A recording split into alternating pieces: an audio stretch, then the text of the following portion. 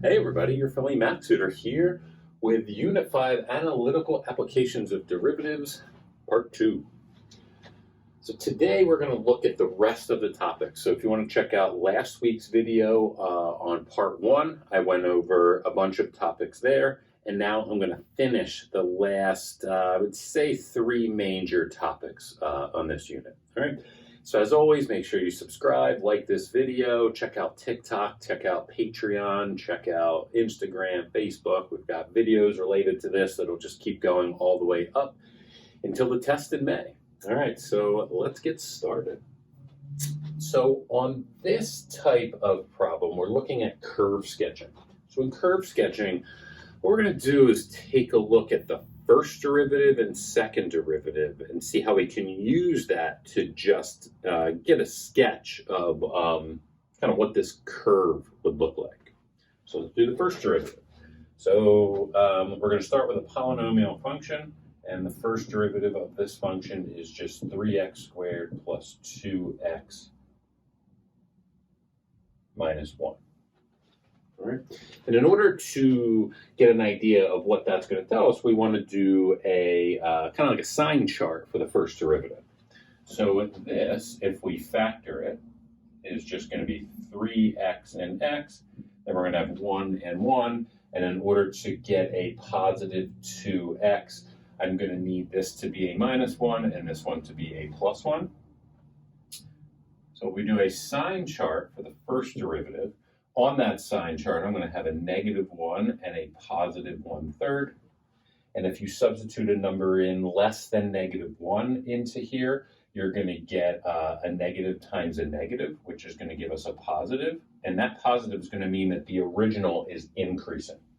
Then if I substitute in, say, 0, I'm going to get a negative times a positive. So that's negative, but the first derivative is telling us that the original is decreasing. And then a number bigger than 1/3, they're both going to be positive, so the original is increasing. Then we can do the same thing with the second derivative. So the second derivative of this is 6x plus 2. And if we set that equal to 0, we're going to get negative 1/3. So our second derivative number line, let's say negative 1/3, maybe here. If I pick a number to the left of it, it's just going to be negative, which means the original is going to be concave down. And if I pick a number to the right, it's going to be positive, so that's going to be concave up. And then from that, we're just going to do a quick sketch of the graph. Our important x values are negative 1, let's say negative 1/3, and positive 1/3. We could find the y-intercept. That's pretty easy. If you plug in 0, you're just going to have 2. So let's just pretend that that's there. Other than that, we're just getting a sketch of what the graph looks like. The thing that I want to go over, so our first portion of the graph going to the left of negative 1 is going to be increasing concave down. So that's going to be something like this. So it's increasing, but it's curved downward. And then when we go from negative 1 to negative 1/3, it's decreasing, all right, but still concave down. All right, so let's say it's decreasing, but it's still, let's just say negative 1/3 is there. So it's decreasing, but it's still concave down. Now from negative 1/3 to positive 1/3, it's still decreasing, but it switches to concave up. So instead of being concave down, it's now curved like this. It's concave up. And then, it still goes all the way to 1/3. So like that. That was just the y-intercept. And then from 1/3 and on, it's increasing concave up. So it looks something like that. The only y value that I substituted in, I found the y-intercept. You could plug in negative 1, negative 1/3, and 1/3 to be more accurate. I really just wanted to go over the idea of what increasing concave down looks like, decreasing concave down, decreasing concave up, and increasing concave up. So that's generally how we sketch the graph of a polynomial. So the next one I want to take a look at is a rational function. A lot of times with rational functions, they'll give you the derivative and the second derivative because they're not really testing your ability to take derivatives at this point. You can check that these are right, but just to save time, I'm just going to show you how you use this information to sketch the graph of the original. So I'm going to do it like this. So I'm going to make the graph first. What the original tells you is two important things. The asymptotes. First, the vertical asymptotes. The vertical asymptotes are going to be whatever makes the denominator 0, but doesn't make the numerator 0. So the two zeros of the denominator are 2 and -2, and neither one of them make the numerator 0, so they are our vertical asymptotes. So let's say -2 is here and +2 is here. We have vertical asymptotes. Our horizontal asymptote is the limit as x goes to infinity. But if you remember from pre-calc, if the degrees are the same and we have a rational function, then the horizontal asymptote is just going to be y equals, and then you divide the leading coefficients. So in this case, it's going to be 1 and 1. So it's just going to be y equals 1. So let's say 1 is here. So the original is going to give us our guides. It's going to give us our asymptotes. We don't have to worry about that back here in the polynomial function because there are no asymptotes. So now we're going to do the same thing. Let's take a look at the first derivative. So the first derivative, I'm going to make a number line. And I'm going to put the zeros of the numerator, which are going to be part of the critical numbers. So that's going to be 0 itself. And then we also need the zeros of the denominator. So let's remember, critical numbers are where the function itself is 0 or undefined. So it's undefined when the denominator is 0. So that's going to be at 2 and -2. And then we simply just do our sign chart. So we can take a couple shortcuts here. The denominator is being squared, so that's always positive. So you can ignore that in your sign analysis. So when we plug in any negative number, it's going to be positive because a negative times a negative is positive. So these two are going to be pointing up. And then when we plug in any positive number, a positive times a negative is a negative. So those are going to be pointing down. So this is our first derivative number line. Then we're going to do one for the second derivative. So since we already have the derivative, we'll notice that 3x squared plus 4, that's never equal to 0. You can try to solve it, but you can't square a number, multiply it by 3, and add a number. It's never going to equal 0. If you try to solve it, you'll get like the square root of -4/3, which again is an undefined value. But the denominator is still 0 at 2 and -2. So those numbers need to be on our number line. They are considered second order critical numbers. If I plug in, also notice 16 is always positive, 3x squared plus 4 is always positive, so I really only have to look at the denominator.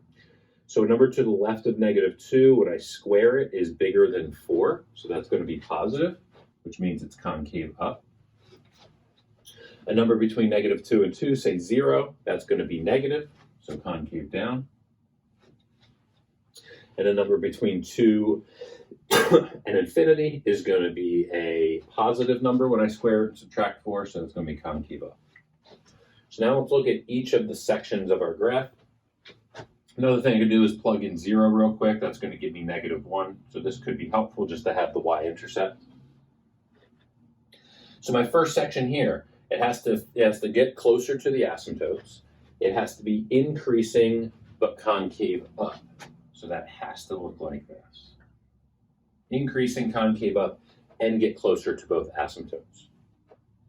My next section, between -2 and 0, is increasing concave down and has to come from this asymptote, so it's going to be something like that.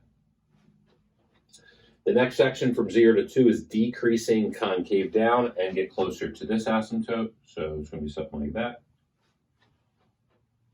Then from 2 to infinity, it is decreasing concave up, so decreasing concave up and getting closer to the asymptotes has to look like that. All right, so that's again just a quick overview of how we use the first and second derivative and the parts of the original function to sketch a polynomial curve and a rational function. Okay, let's move on. All right, let's move on. So now we're going to look at the next major topic, And we're going to look at 4 problems related to connecting f, f prime, and f double prime graphs. So you're going to be giving some series of like information from a graph. And we have to be able to work from f prime to f to f prime, f double prime, and so on, and know what they're all telling us.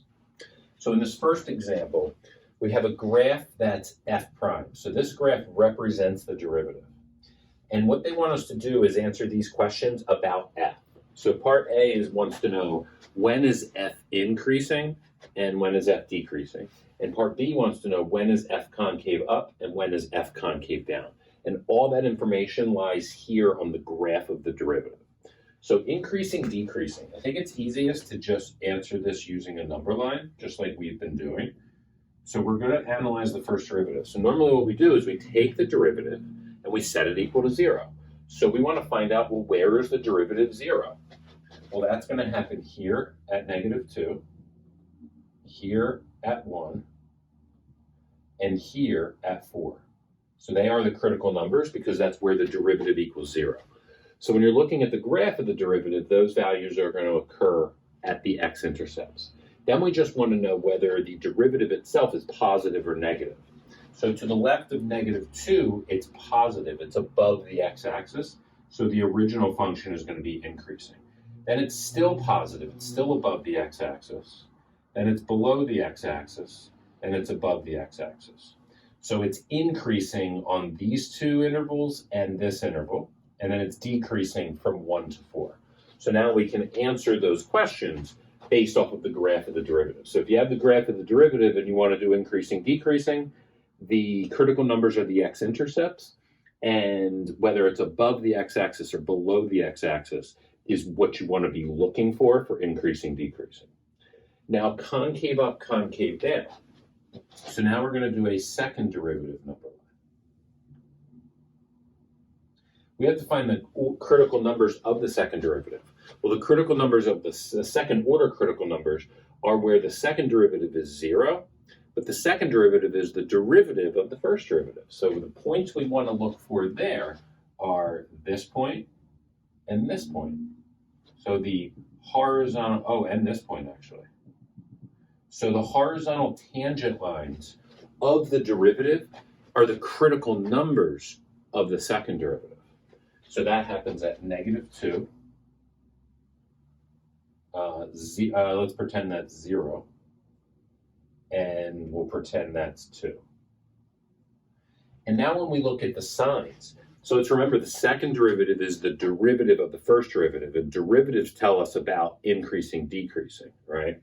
So when the first derivative is increasing, the second derivative is positive. And when the first derivative is decreasing, the second derivative is negative.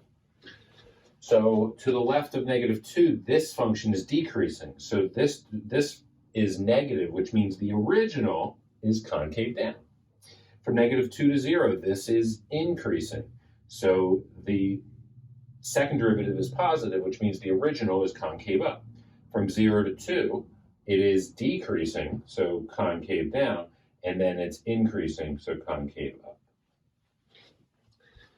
So that's how we can use the derivative to figure out information about the derivative, then information about the second derivative, and then take all of that information and sketch a graph of the original.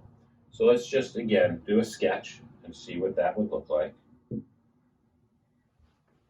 So our important numbers are -2, 0, 1, call that -1, 2, and 4.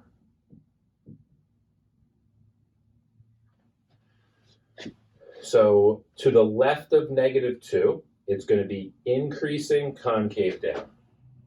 So maybe something like that. Again, I'm not concerned with the y value, could be anything. I'm just making it what I feel like it. I'm focusing more on the shape of the graph. From -2 to 0, it is still increasing, but it's concave up. So what we have is an inflection point here. So it's going something like that. That did not look great.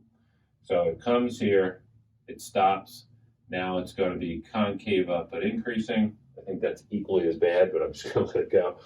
So now when we get to 0, from 0 to 1, it's still increasing. I'm just going to do this over. All right, let's start over. So from at -2, it's increasing concave down. I'm just going to make it happen lower, so maybe there. Then it keeps increasing, but it turns to concave up. All right, so we get to 0. And then from 0 to 1, it's still increasing, but it's concave down. So we got another inflection point there, another inflection point there. And then from 1 to 4, it's from 1 to 2, it's decreasing concave down. But then from 2 to 4, it turns to concave up, but it's still decreasing.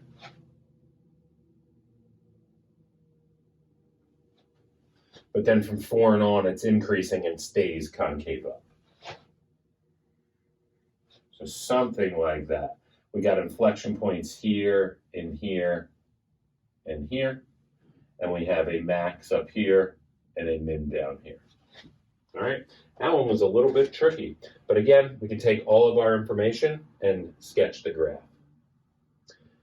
All right, now let's take a look at number 2. So in number 2, they give us the graph of the original, and they want us to sketch the graph of the derivative. So here's how we can do that. Let's first just see what the first derivative number line would look like. Well, the critical numbers of the first derivative are going to be where the original has horizontal tangents. So let's say that's here and here. So let's call that -2 and 1. So now we're going to look at it a little differently than the last problem because this is the graph of the original. So these are the critical numbers. The first derivative tells us about increasing, decreasing. So we want it to be increasing here. So it's going to be positive. And then from -2 to -1, it's decreasing. And then from 1 to infinity, it's increasing.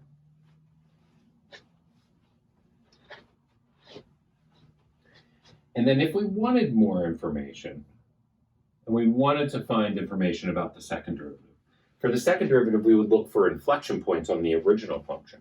So let's say our inflection point occurs here at 0.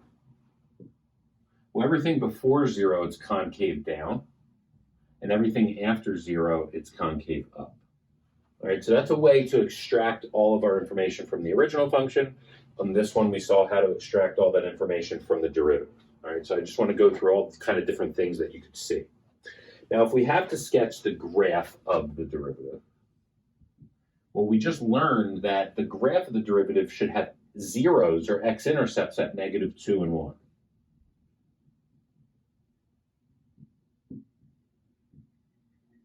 So 1 and -2. And then what should happen is it should be positive. So it's increasing. So it should be positive, negative, positive. So it should be above the x-axis here, below the x-axis here, and above the x-axis here. And also at 0, right? At 0, the derivative should have a horizontal tangent line. So basically, the best way to do it is kind of just make it look like this. It's just going to be a parabola. So again, this is the graph of the derivative. Because the derivative is positive above the x-axis, then below, then above. So positive, negative, positive. And then it's supposed to be concave down, which means the derivative is decreasing. And then concave up means the derivative is increasing. Right? So this is kind of just a connection that we can make in these two problems between the derivative and the second derivative and how it's connected to the first derivative. All right, let's take a look at a couple other examples. All right, let's move on to our other two problems where we're connecting f prime and f double prime. So these are a little bit more specific questions. So we got a graph here. What you want to always do is when you look at it, look for the label. Don't just assume this is f or h or g or whatever we're taught or whatever letter function you want to use. they're giving us the derivative. So when we see a derivative, we are looking at a couple things, all right? When we see the graph of the derivative, x-intercepts are critical numbers, and whether it's above the x-axis or below the x-axis is where the original is increasing or decreasing. And then where the derivative itself is increasing, decreasing, is where the second derivative is positive or negative. So now that we're in that frame of mind, the question is, so we say, all right, this is the derivative. Everything I just said is what hopefully is floating around up there. And we say, how many points of inflection does f of x have? Not how many points of inflection does this have. How many points of inflection does f of x, the original, which we're not even going to sketch. So the points of inflection are where the second derivative changes signs. Well, again, we're thinking the second derivative, the sign of the second derivative, is where the derivative is increasing or decreasing. So that means I just have to find all my horizontal tangent lines. So here, here, here, here, there, and there. And at every one, we get a sign change. We get increasing to decreasing, decreasing to increasing, increasing, decreasing, decreasing, increasing, increasing, decreasing, decreasing, increasing. I think I said all that right. So that's 1, 2, 3, 4, 5, 6. So there are 6 points of inflection on the original graph. I know it can be confusing, but just really quickly, one more time. The graph of the derivative tells us, the points of inflection are when the second derivative changes signs. The second derivative can be looked at on a derivative graph as where it's increasing, decreasing. So every time it goes from increasing to decreasing, then the second derivative will be changing signs, all right? So again, that happens 6 times on this graph. Now we look at the second problem. This is, again, another more very specific problem. We've got these intervals here, A to B, B to C, and C to D. And we want to know, now this is also really important. The first thing you should notice is anytime you see a graph on an AP Calc test or in an AP Calc class, always look at the label. Is this the graph of the derivative or is it the graph of the original? You could have the graph of the second derivative, but not very often. So this is the graph of the original, right? So that changes our frame of mind, all right? So it wants to know on the interval where the derivative is positive, so increasing, and where the second derivative is negative, so concave down. So on the interval A to B, it's increasing, that's good, but it's concave up, that's no good.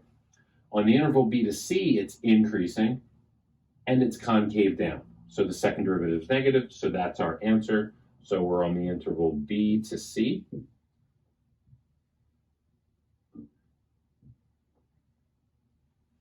So that would be our answer. C to D would be decreasing. This is I probably drew it wrong. So there might even be, we could do this. So C to D would be decreasing concave down, and then D to E would be decreasing concave up. All right. So the answer here is going to be B to C. Again, the first derivative is positive because it's increasing. The second derivative is negative because it's concave down. Okay? Let's move on to our last topic. All right. As we move ahead to our last topic in Unit 5, these are optimization problems. We're going to do 2 of them. So the first one, suppose you had 102 meters of fencing to make 2 side-by-side enclosures as shown. What is the maximum area that you could enclose? So optimization problems are typically going to have 2 equations. You're going to have an optimization equation, and then you're going to have a constraint. So in this case, the optimization equation is the thing that we're trying to either maximize or minimize. We're trying to maximize area. So one thing I would suggest, and you have diagrams, is label things as variables. So what we have is we have 2 possible sides here. So this one I'm going to call y, and then this whole side here I'm going to call x. So if I want to find the area of the entire enclosure, that's just going to be x times y.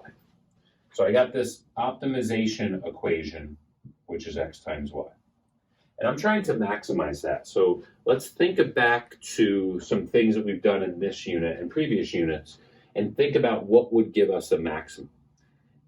Relative maximums or absolute maximums, they occur typically, relative always does, and absolute does sometimes, at critical numbers. Critical numbers are where the derivative is 0.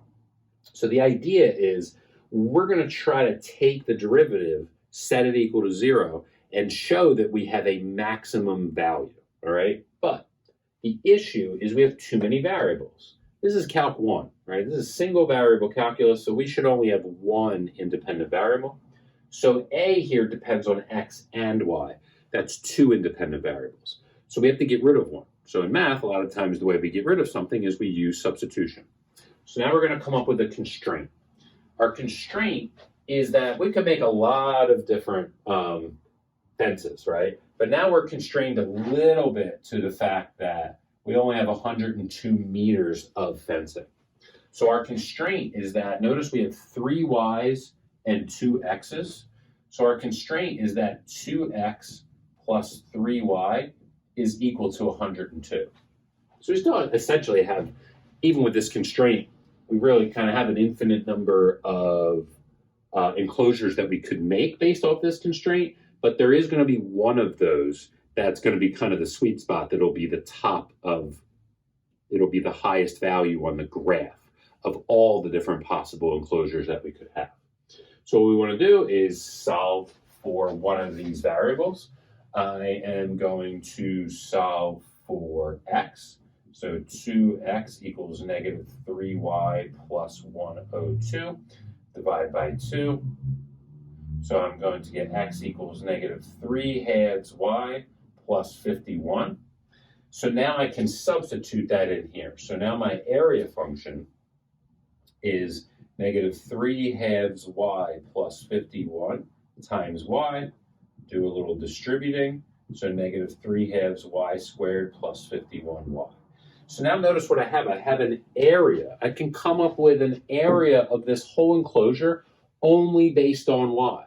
Just what I make this. Now that y is linked to the x to make sure we have 102 meters of fencing. But the idea is that y, if I change y, it gives me a new area. So now I can pick the one value of y that would give me the largest area. Now we start doing some calculus. We take the derivative and essentially do the first derivative test. So a prime is negative 3y plus 51. Set it equal to 0. I get 51 equals 3y, so y should be 17. Imagine on the first derivative number line, you got 17, plug in a number smaller than it, and we're going to get a positive value. So the original a function of y is going to be increasing. Pick a number bigger than 17, it's going to be negative, so that'll be decreasing. And when you look at that, when you go increasing to decreasing, we are going to have a max. And finally, answer the question, what is the maximum area? Well, if y is 17, we can go up here to find x. I did not do that yet, so we can do it really quickly. I'll just use a calculator for this. Well, this one I might not need a calculator. If I plug in 17, I get negative 51 over 2 plus 51. That should just be 51 over 2. So, so x is equal to 51 over 2. And then the area will be just multiplying those. So 51 divided by 2 times 17. We end up getting the area to be 433.5 square meters. All right. So let's take a look at another optimization problem. All right, let's move on to our last problem. One more optimization problem, then we'll be done with Unit 5. So a cylindrical metal container open at the top is to have a capacity of 24 pi cubic inches. The cost for the bottom is 15 cents per square inch. The cost for the curved part is 5 cents per square inch. Find the dimensions that will minimize the cost. All right. So what we have here is we have a cylinder, all right? And the thing that we're trying to minimize is cost. So we're going to have to come up with a cost equation. So I'm going to call it C. Now first it's open at the top. So let's think a cylinder is really just three shapes. It's think of it as a sheet of paper that you can fold, or you can, make the cylinder that way. This is the curved part, a rectangle, and then there's a circle on the top and the circle on the bottom. We don't have to worry about the circle at the top because it's open at the top. So the bottom is 15 cents per square inch, and the bottom is just a circle. So the area of a circle is just pi r squared. So we're just going to multiply pi r squared by 15 cents. So we're going to get 0.15 pi r squared. That's how much the bottom is going to cost us to make, depending on, the radius. Now the curved part, like I said, is a rectangle. So if you imagine unraveling the curved part, you're going to end up with this rectangle there, where this part is going to be the height, and this part is actually the circumference of the circle. So that's 2 pi r. So altogether you get 2 pi r h. That is the lateral surface area of a cylinder. So that 2 pi r h is multiplied by 5 cents. So 2 times 5 cents is 10 cents. So we get 0.1 pi r h. Now we have our cost equation. The issue is we have, again, too many independent variables. We have r and h. So we want to get rid of that. So we have to have a constraint. Our constraint is that the capacity, every one of these containers that we make has to have a capacity or a volume of 24 pi cubic inches. So the volume of a cylinder is pi r squared h. So we want that to be 24 pi. So we have 24 pi equals pi r squared h. The pi's cancel out. And I would want to get rid of h here. So I'm going to substitute, I'm going to solve for h. So 24 over r squared is h, and then we're going to plug it in here. So c is 0.15 pi r squared plus 0.1 pi r times 24 over r squared. That's going to give us 0.15 pi r squared plus 0.1 times 24 is going to be 2.4. So 2.4 pi, and then this is going to end up being r on the bottom, which is really r to the negative 1. I'd like it written like that because we're about to take the derivative. So now I get c prime is 0.3 pi r minus 2.4 pi r to the negative 2. And we now know that should equal 0 because we are trying to do the first derivative test and we're trying to find a relative minimum. This ends up being 0.3 pi r equals 2.4 pi r to the negative 2 is really over r squared. I'm going to go up here, multiply the r squared on this side, and I'm going to get pi r cubed. And if I divide by 0.3, 2.4 divided by 0.3 is 8. I have no idea why it took me this long to just cancel the pi's. That's definitely something I probably should have done immediately, but I kept them in there for some reason.